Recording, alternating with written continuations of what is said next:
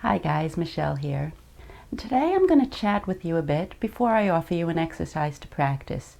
But while I do, I recommend you practice your breathing and just breathe naturally while I'm speaking. And in fact, that's a standing instruction. Each day when you hit the play button and start to watch the day's video, tune into your breathing. And anytime we're not doing a specific exercise, you can be breathing naturally. So take a moment or two right now and find your breath. And I'm going to get started with what it is that I want to talk to you about today. So when I was a little kid, I came across a book about transcendental meditation in a relative's house. And I remember that I thought it would be cool to be like a hippie and meditate. And I remember that I sat down on the floor and I said Om over and over again. And I probably did it for like 30 seconds, but it felt like a long time. It seemed pretty silly, and that was the end of that for probably about 25 years, until I took a course with Herbert Benson, the Harvard physician well known for writing the book, The Relaxation Response. When I signed up for the course, I didn't realize that I was going to be studying meditation, and I might not have taken it if I did. Meditation hadn't come back into vogue at that point, and it seemed flaky and woo-woo, and I was a newly minted PhD, and I was just not looking to be a hippie at that point. But I just knew when I signed up for the course that I was going to be trained in the cutting edge of stress management research and practices. You see, in the 1970s, Dr. Benson began studying the use of transcendental meditation to elicit what he called the relaxation response. And the relaxation response is something that we've already begun to discover in this program. It's the triggering of the parasympathetic, that rest and digest part of the autonomic nervous system, to counteract the impact of chronic sympathetic nervous system activation. In the past few decades, Benson's clinical work and research has revealed that the meditation practices he teaches has profound and wide-ranging benefits.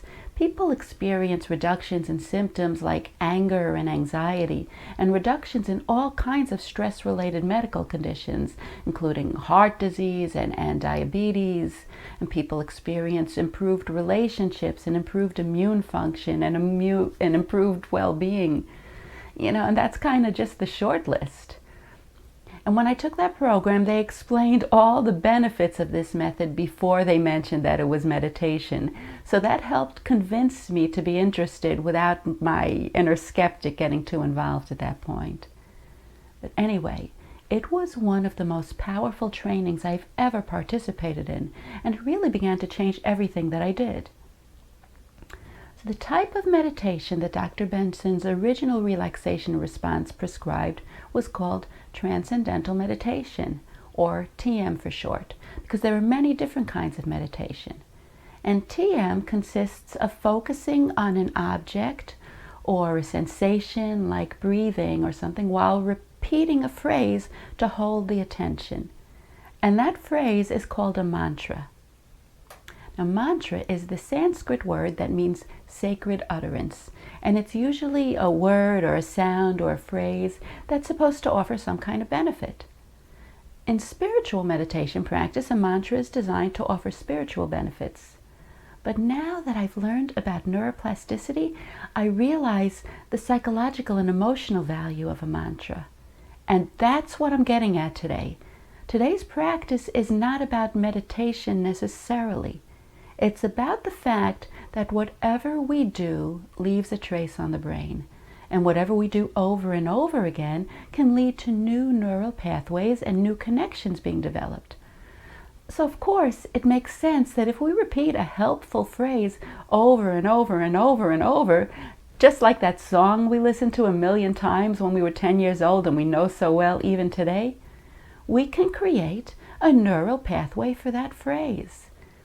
And if we associate that phrase with a specific activity, we can condition ourselves to link that phrase with that activity. It explains so much to me. So we're always building these neural connections, and on the flip side, connections for behaviors and thoughts that don't get reinforced, they fade over time.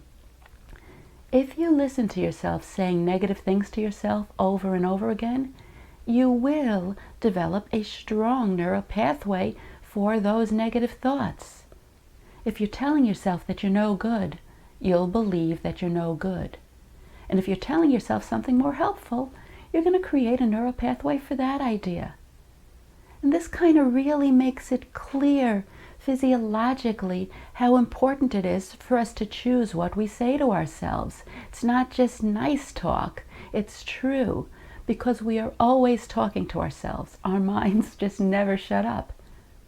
So, repeating some helpful phrases while you do your breathing practice is like marinating in those helpful messages, strengthening the mental and physical wiring for those phrases and creating an association between your breathing and the phrase you repeat to yourself. It also keeps your mind on the breathing practice so you don't get distracted. So today, I'm going to ask that as you continue your breathing now, you repeat a mantra suggested by the Zen teacher Thich Nhat Hanh each time you breathe. And that phrase is, breathing in, I calm my body, and breathing out, I smile. That's it. Breathing in, I calm my body, and breathing out, I smile. And as you breathe out, you can allow your lips to form a little smile. It doesn't have to be a big, wide smile. Just allow the corners of your mouth to subtly turn up with your exhale.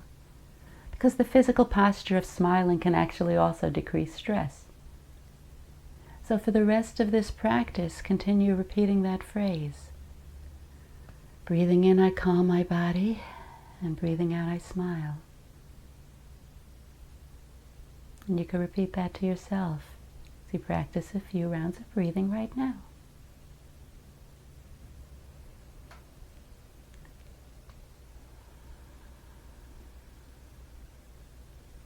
Breathing in, I calm my body, and breathing out, I smile.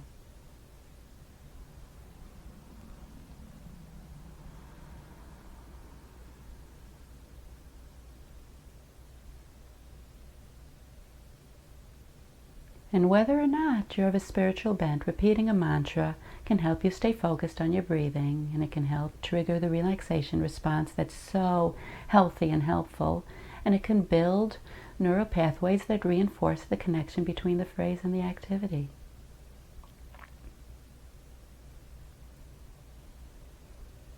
And I happen to really respond well to this particular mantra, but you could work with different kind of mantras. For example, if you're relaxing as you're getting ready to bed, you could say, breathing in, I feel sleepy, and breathing out, I let go of the worries of the day. And if you simply want to hold your attention to your relaxing breathing, you can say, breathing in deeply and breathing out fully. Or you can even choose to repeat a helpful affirmation. This is something I just want you to play around with a little bit now. So just continue for a little bit. Breathing in, I calm my body. Breathing out, I smile. And I'm going to be quiet for a couple of minutes as you continue playing with this one yourself.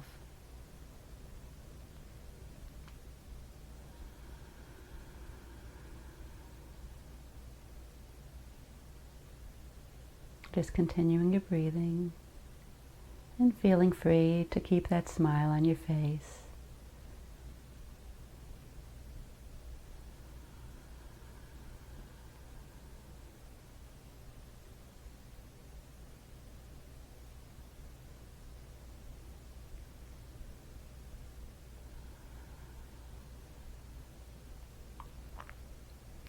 Breathing in, I calm my body. And breathing out, I smile.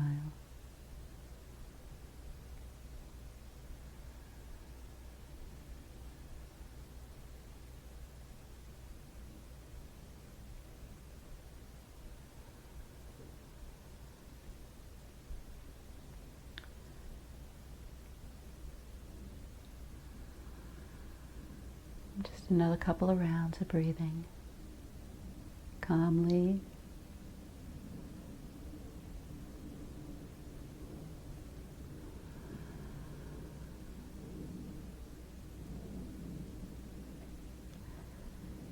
And as we conclude today's practice, just continue your breathing, and feel free to keep that smile on your face even as you release the mantra.